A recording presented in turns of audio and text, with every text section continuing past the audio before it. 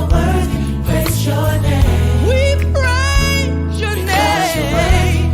You are worthy of our praise.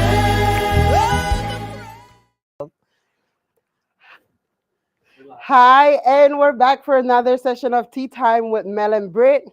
Today we have a lovely guest speaker with us, Miss Coach Seclenda. Hey, everybody. She's a life coach, and we're here today to talk about gratitude Ooh. in the month of November. So first we want to give shout outs to Mel, who is not here with us. And we want to say that we love you, we miss you, and you're a great addition to what we do here with Tea Time. Your absence is surely felt. We miss you, Mel. Yes, we do. And so today, as we start, I just want to say thanks to all our supporters who have been watching and keeping us up with us every week as we go live for Tea Time. We're here at the Westside Incubator at Nevada Partners, and you're welcome to join our live audience. We do have an in-house audience, and we also appreciate you joining us online as well on the Nevada Partners Facebook page and also on Entrepreneur News Network on YouTube. Right. So thank you for being with us. So Miss Seclenda, how are you Yes. doing Good. today? Thank you for having me today. I'm super excited. I finally got an invite. Don't make you sound like that. We've been waiting for you to be here. She's always here with us every week as a part of our live audience. And now I love to have you here with us on Thank the you. seat, Thank you. So the hot topics. Hot topics. I love the hot topics. Someone said that what are we talking about? I'm like, there's so much to talk about. All the time. We can't be silent. No. We can't be silent. So today, as we talk about gratitude, Yes. I know that you've experienced a lot during your time as a coach and also your personal life, Yes. coming out of a lot of trials and overcoming them, right? Because Yeah. you're still here. Let's We're talk about still it. here. Yes. Yes. Yes. What are you most grateful for after reflecting on your journey? After reflecting on my journey, what I'm most grateful for, I'm going to go down to just a quick root of it is my grandmother. Okay. My great grandmother who raised me taught me so many things. She was born in 1915. She's from New Orleans, and she's just super old school. I felt blessed being able to get that type of mentality, that type of outlook on life, the things that she learned, and just everything that she just embodied. She did everything for us, and I was able to just pick her brain and learn from her. I'm most definitely grateful that I had a chance to just experience her. A lot of people don't even experience their grandparents at all. So I am really blessed to have her or had her in my life. That's truly special. I mean, I am blessed to say that I had my grandma for a couple many years. She passed when I was already an adult, and so I've had the good times and the bad times, and but I've like she was the type of person, like you said, your grandma did everything for you guys. Yes. My grandmother would not allow us in the kitchen. She would teach us to do everything else, clean the house, do the yard, whatever, but not the kitchen. Not the kitchen. My grandmother made us come in the kitchen. Said, "You want to learn how to make this pot? You have to come and watch me."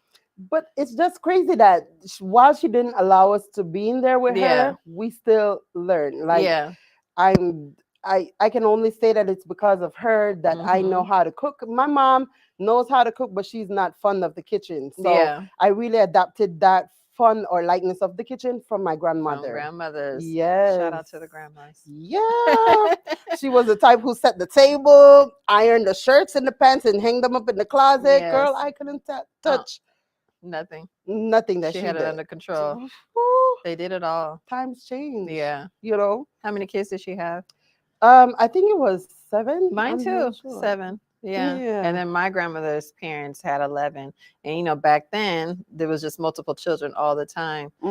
So you just learn so many things that the stories that she used to tell me was, as there was 11 of them, each child took care of the one underneath.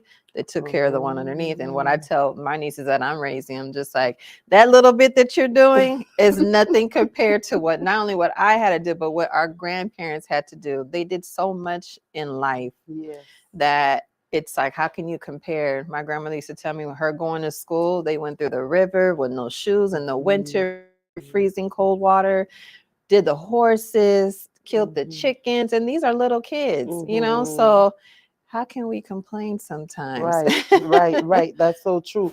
I think that they carried the weight of it to get us where we are today. Absolutely. They set the foundation. Yes. And so I'm really grateful for that too. Yeah. I grew up in an extended family setting. And so my grandfather was like the head of the household with my grandmother. And then, you know, all of us lived. And so my grandparents were simple people in terms of not too much glamour, not too much, but they did had their standards of, you know, how they did things and how they kept themselves and stuff like that. Right. My grandfather was the pastor of our church. And so he taught us a lot about in simple ways. Like now looking back, I could see the essence of what he was teaching. Yes. Because back then I was like, why you know, We don't why really pay attention. Right. I wasn't looking at the underneath, the Right. underlying. And so now that I'm an adult, that's the part that I really appreciate. Yeah. I really appreciate the lessons, the entrepreneurship spirit that my grandfather had. He Yes. never gave up until his last day. You know, he taught us that if we want more, we have to give more. Yeah. We can't want more and do less. Correct. So those lessons were the ones that really stuck out, you know. Yeah. Is there anything that you would say, like from a bad experience or negative perspective, things that you would look on negatively that taught you a good lesson about gratitude? Where's the book? Give me a pen, give me a pencil, give me a piece of paper. I can just write down a lot of them. Oh my gosh. Let's see. Maybe if I could pick one. I would have to say, I mean, I think it goes back to relationships that were always, you know, in a negative light, so to speak, that I've learned many lessons from. The one that stands out is my first marriage. I was 22 years old when I got married. And even though that it was a toxic relationship, it was very unhealthy, I've learned so much just from that situation. How to get out, for one. Yeah. That you can get out, and how to rebuild yourself. I was just talking about this yesterday with somebody. How the journey of rebuilding yourself after a situation like that. And it takes time. It takes support. It takes healing. It takes a lot of learning. Your journey from leaving the toxic relationship, rebuilding and becoming the woman that you want to be in the future, is a beautiful thing. Yes. Yeah. But the thing is that it does not feel that way or look that way when you first get into the At all. realization that, hey, this relationship is shipping off, it's Yeah. sailing away. Yeah. You know, it's not a beautiful feeling there. It's not a beautiful thing to look at, but it's the after.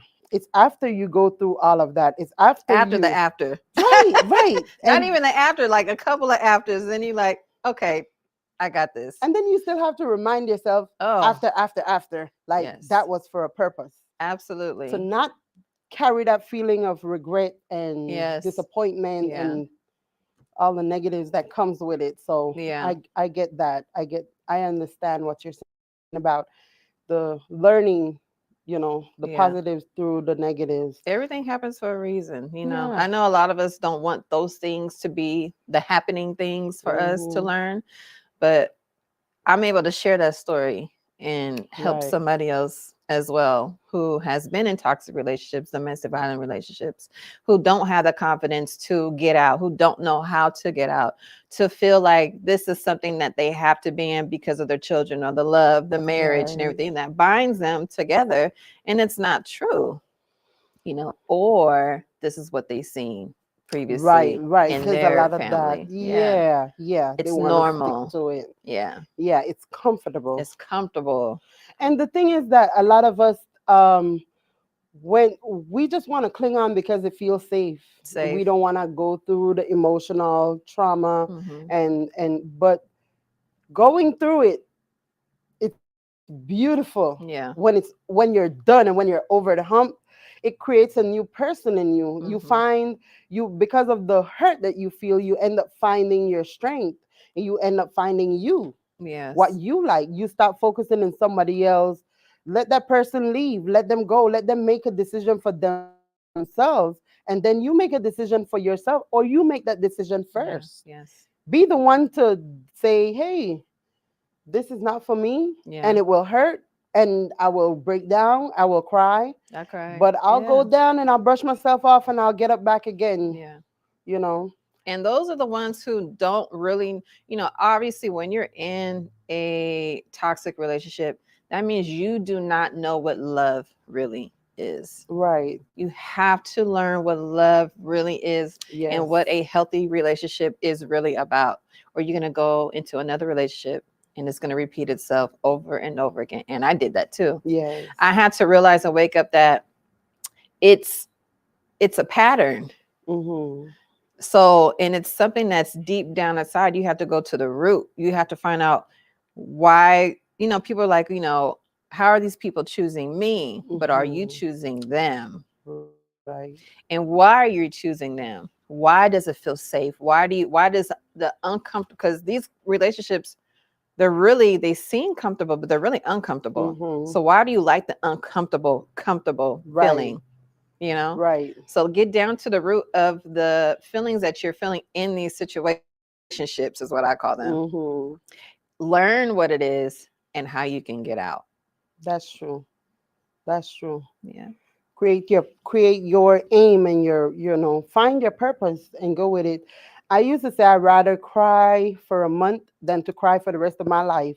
Every day waking up not being happy, not being appreciated for who I am, not knowing who I am. Mm-hmm. Because we allow people to treat us how they want to, because we don't know ourselves. Yeah. And if we find ourselves and learn to love me, then I'll know how you're supposed to love me. And Yes. then when you come to me the wrong way, then I'll be like, step sideways, because you're not coming to me right. So we have to develop us first. I was talking to someone who was going through relationship challenges, and they were Mm-hmm. like, I feel so lost because I'm I lost myself in that person. I said, that's why you needed to lose that person, Yeah. because no one should be second best to somebody else. Consume you so much where Right. you forget you. Be you first and then love that person. And if you don't know how to love yourself, you're not going to love the next person in the right way. Right. You're not going to know how to receive the right kind of love, and you're going to take the wrong kind, like that's the type that I deserve. And Mm-hmm. no. Mm-hmm. I think, again, going back to our grandparents, they've been together for years. You see, back then, grandparents were together for a very long time.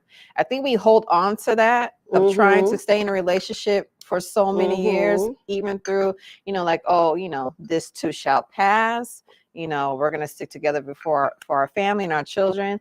And we're so caught up in this, let's keep it together, let's stay together. It doesn't necessarily mean that it's good for you. It's not good for you. You're showing your children what it is to be accepting things like this in a Mhm. relationship. Your Mhm. daughters are watching you. Your sons are looking at you. How are you treating a woman? How are you accepting a man to treat you? And the times that we live in right now in society, there's so many gender fluid and different things that are happening at this moment. It comes in so many different forms that I meet as well, is because they watch toxic relationships that they don't even want to experience that anymore. Right. You're Right. looking at your father as an example Mhm. that didn't show the right example, Mhm. and now you're steering away from that. Mhm. It's not it's not a good look. It doesn't taste good anymore of Yep. being in a relationship. And now you're in this toxic relationship for however many years, thinking that this is just what it should be. Let me just hold on a little bit longer. And then you turn around and it's been 15 years, 20 Right. years. What I've been seeing now is people who have been together in this toxic relationship for over 20 years are now finally freeing themselves. Right. But look how long it's been. Tell me about it. It was 19 years for Oh, me. really? Yeah. Wow. So it's like I listened to well, I say for me it was an excuse. Mm-hmm. Staying because of the children. I stayed because I wanted to. I Yes. stayed because I knew that the help was there. Let's be real. Yes. If I had stepped out on my own from then, I would have been taking care of 3 kids on my own from then. Step out on faith. Right. But then that's what I ended up doing. It took that long. I was like, man, I should have done this before. But timing is everything, and Timing is God's time everything. is not Yeah. our time. So we do have to surrender to the Most High and go along with the timing. And for me, it was an excuse. For somebody else, it might be not an excuse, but their reality. Well, you said it correctly. They stay together for the children, all the things, but that's really not the case. It is because you want to. You have to be honest with yourself. Yeah. People are not honest with themselves. Look in the mirror and be like, I'm not confident enough to leave this relationship. Hmm. I was like, Lord, you got to do it for me, because if it's Call it left to out. me, I'm Yes. not doing it. I'm Yes. sorry. I wasn't going to leave. I was not. I was going to Yes. stay there. And so, I prayed my way out too. hmm, If you stay in these relationships and think that you can get out on your own mental, it's almost impossible. yeah. Because honestly, when I was just talking about this too, making decisions from flesh, making decisions from a spiritual point of view. Hmm. When you're making decisions to stay in these relationships through flesh, you're staying. For sure. Because your spiritual, your whole soul is telling you, Hmm. this is not it. Hmm. You got to get out. Hmm. This is not going to work. It's not going to work in 2 years. It's not going to work in 5 years. And this, especially us as women, we have this Instinct. intuition.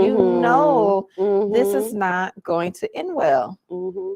And what do we say? Okay, just let me try. Just let me cook a little different. Let me clean a little bit. Let me do my hair. Maybe he'll notice. Let me color it. Let me, Hmm. and the men too. They're in toxic abusive relationships as well. Yeah, that's But true. it goes both ways. Yeah, it does. It does. Yeah. And the thing is that we're more vocal about it. They're really more silent. Yes. So I've watched a lot of thing that it says that men and women, it goes both ways. Like domestic violence, sometimes it's not just one person being the aggressor, but Correct. sometimes it's both Both. persons at different times. And I think Absolutely. that was the case for me. I was Mine too. more the aggressor. I'll admit. I'll take, yes, Lord, I've Accountability. come to that place. I was more the aggressor, and it doesn't make sense, because being the aggressor, I could only speak for myself. I don't know what others feel when Right. they're aggressing, or being trying to be the more dominant one. But I feel like the emotional pain was coming, and I was returning it physically. Correct. And in that, I was still hoping that when you get these hits, you're gonna take it like, I want you to change. But that's Yes. not the message that we're sending Yeah. when we're being aggressive. It's really not received as that. So it don't bring the change that we want to see, but it does make a change. It made a change in me for Mm-hmm. the worse. Mm-hmm. I wasn't more positive. I was way more negative Yeah. to me, towards myself, towards my whole situation. So then you know, it just goes from one thing to the next. You start this way, and then it creates a monster. Yeah. And that's what I felt that I was. And I Yeah. had to escape, not because of me, not because of just the relationship, but because of who I was becoming. Mm-hmm. I really lost myself. And so for me, when I'm encouraging others, whether it's family, friends, or acquaintance, people who I meet, my stance is, you got to love you first. It don't Yeah. matter who that next person is. And the what are you teaching the kids? I go back to what you said, because the other day I looked at my daughter because they're like, "Oh, Brittany, why do you act this way?" Back then, when I used to behave based on my emotions, they were like, your kids are seeing this and they're traumatized and da da da da." And I was like, okay, I know that I have to curb my behavior. I know that Mhm. I have to do better, but I'm not going to settle. So I'm going to do better for me. Yeah. So, and that was where my decision changed. Instead of fighting for him to stay, instead of fighting for him to give me attention, I started to fight for me. What is my purpose? What do I want in this life? And God, I'm not stopping until I get it from you. So you said two things that I want to hit on: fighting for his attention, and you were the aggressor, or just the fact that you're taking accountability for the actions in your relationship during the domestic violence, as we'll say. I call that a form of communication. You Mm-hmm. were communicating what you wanted Mm-hmm. was attention in that way. When you're using your hands in that manner, imagine when a child wants a toy from another child and they hit them. Mm-hmm. They want that toy. That's their form of communication, that they Mm-hmm. want the toy, instead of verbally asking or saying, I want I this want this toy. story. I want your attention. I need your love. Yes. I need to be appreciated. So your form of communication. So people need to learn how to communicate in the proper way. Way. You got to learn how to communicate. And be honest. Be honest. Because a lot of times we say things, but it's not what we really feel. Correct. We're just saying what we want to say. Yes. So we got to dig deep and find a way to communicate how we really feel in the way that it will be received. Well, we can dictate how it will be received, but we got to do our best to communicate it clearly, Yes. you know. Um, And then you're taking accountability of how they're receiving it.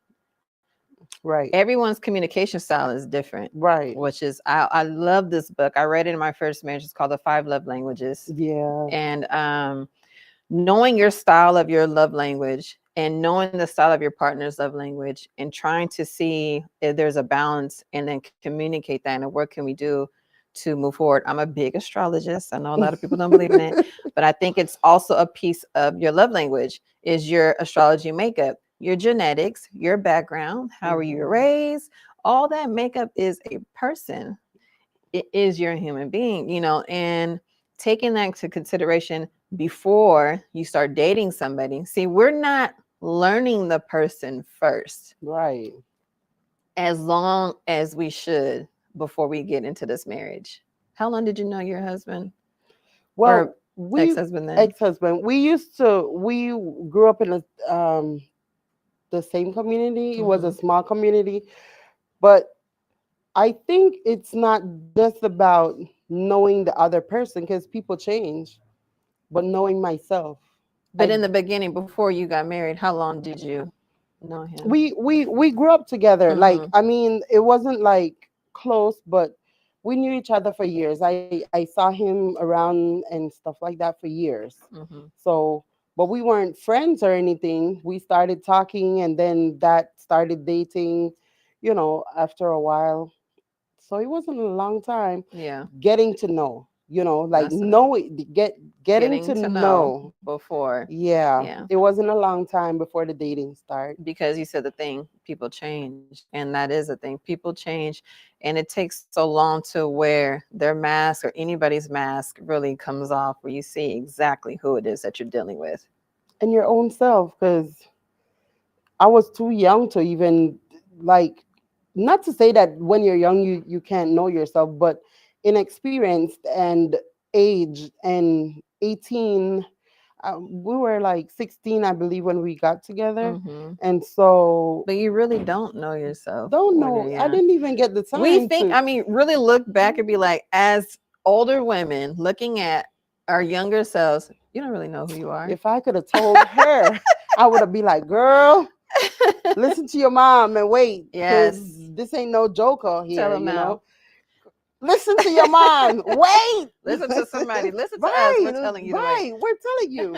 Don't be There's no rushing. rush. Right. I And if tell you're my girls going all the through a time. heartbreak, know that it's for a purpose. Yes. It's either to elevate you or to plant you. So figure it out. I seen a young girl. I went shopping yesterday in the store, and she was doing her little thing, but she was crying, and she was listening to her earpiece. She was talking to her significant other, obviously, because they were going through the relationship. I'm like, baby girl, you Ugh. are too young to be crying in this situation. And if you don't have any kids yet, Yes. it's time to fix it before you're.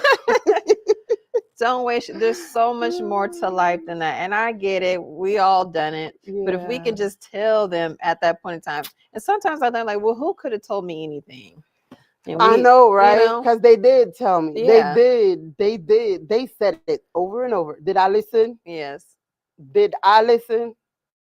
And No. it's the thing that I wish that more generations will look at.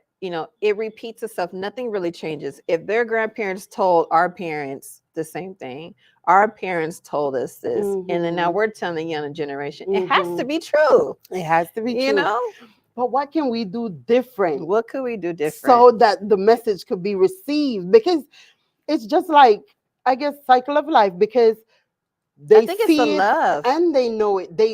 We we not only tell them. I wasn't only told. I saw it happening. I knew what would happen, but we give it chances. Yeah, I think it goes back to what else did we see in our role models of adults in their relationships. There's things that we forget to really key in on is how our parents handle their relationships. And what do we see with that as an example and a role model?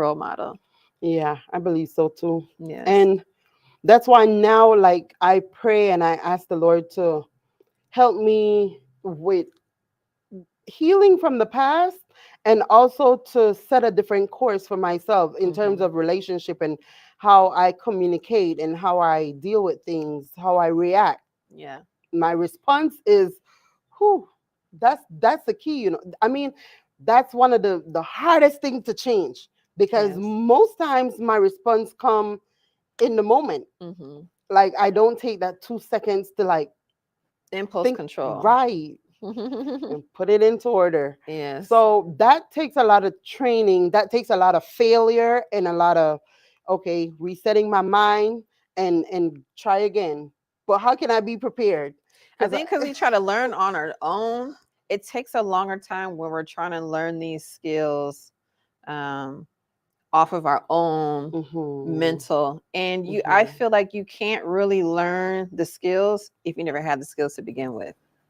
So you have to get some type of outsourced information, whether it's reading a book or watching videos or watching things like this of communication of right, things that we've been through, learning from somewhere else, because you can't grab something that you never had before. right. You can't grasp the thought of fixing something or having a skill of controlling yourself when you don't know how to control yourself. You don't know how to do it. It's brand new. Right. When you're learning something brand new on how to improve yourself, you have to get that knowledge from somewhere else. And I agree with that. That's why I like joining a lot of facilitations or Hmm. workshops or, going to networking functions.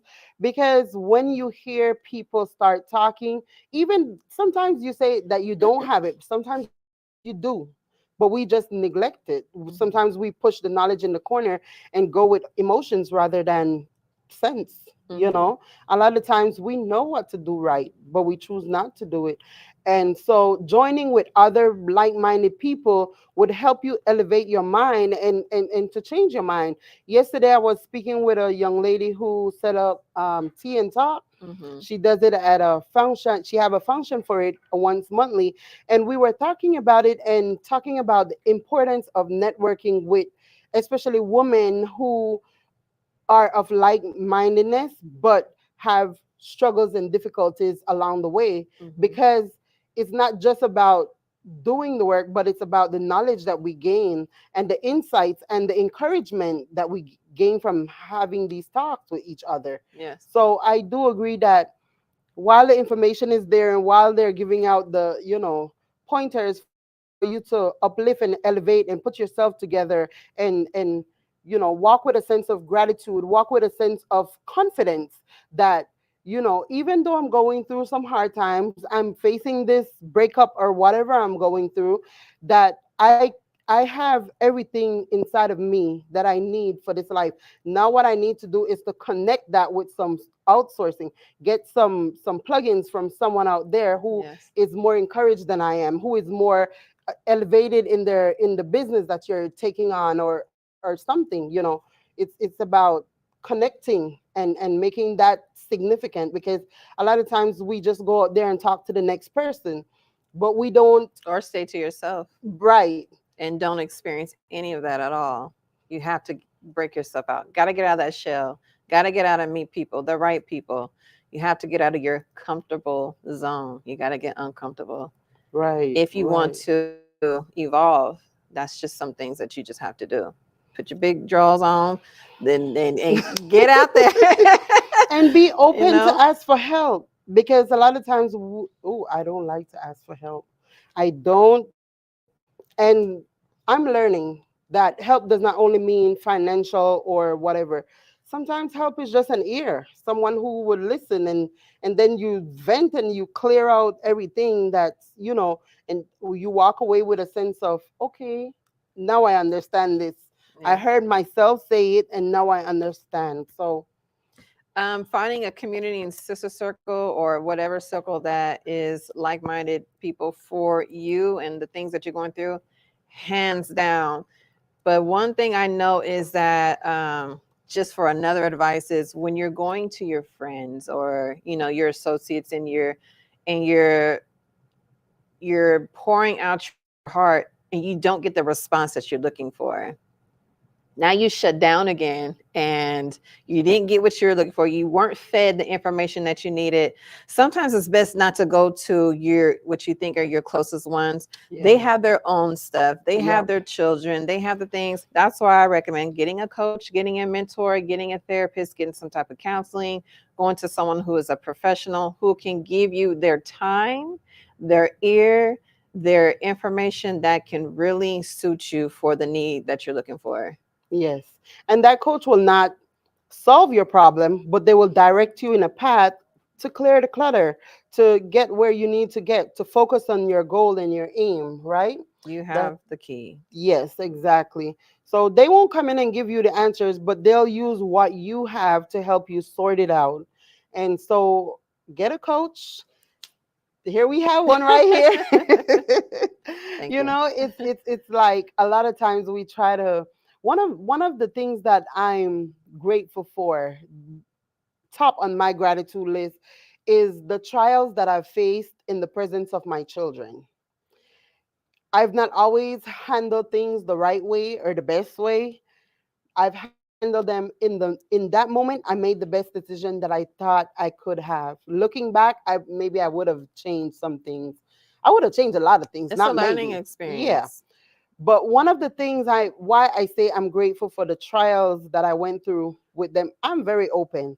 So there's few things that I had from my children, but a lot of them that I've gone through or whatever happened to me in this life, they know, they're aware, they've seen, and why I say I'm grateful for it is because I see how it has strengthened them, and also they have strengthened me in turn, because i've I've noticed that a lot of times we try to hide things from them, but then when I go through stuff and they are aware, I see that when they face similar trials, they are more able to handle it with a Yes. clear mind. It's I've not learned like from the mine. first time. I was definitely learning from my children as well. You Yeah. can't use some, adults sometimes forget that you can learn from the young ones. Mm-hmm. You can most definitely learn from the young ones. Mm-hmm. Patience, Whew. taking risks, Yes. being themselves. Yeah, I've learned a lot from my three girls. Absolutely. Shout out to you, three girls. I love you dearly. And that's so lovely that, I mean, you're raising your nieces, right? Yes. Hmm. And I that's just so touching, the way how you always talk about them, Thank you. include them in everything. And for me, it's having my kids, it's like, ooh, the last time I got emotional about this topic, and I do. Where's the tissue? It's just that I'm so grateful to have them along with me on this journey. If it wasn't for them, maybe I would have gave up a long time ago. But I always go back to two things. I'm my mom's only child, and she deserves a lot better. She's a real good mom. We've had our ups and downs, but I have to say shout out to my mom because I wouldn't trade her for the world. I mean, you know, life happens, but the thing is that we have to see that the people who are there in our lives that really contribute, it's not about just the position, because there's a lot of moms out there, a lot of children out there, but they don't give back or they don't support you in the ways that you would want them to.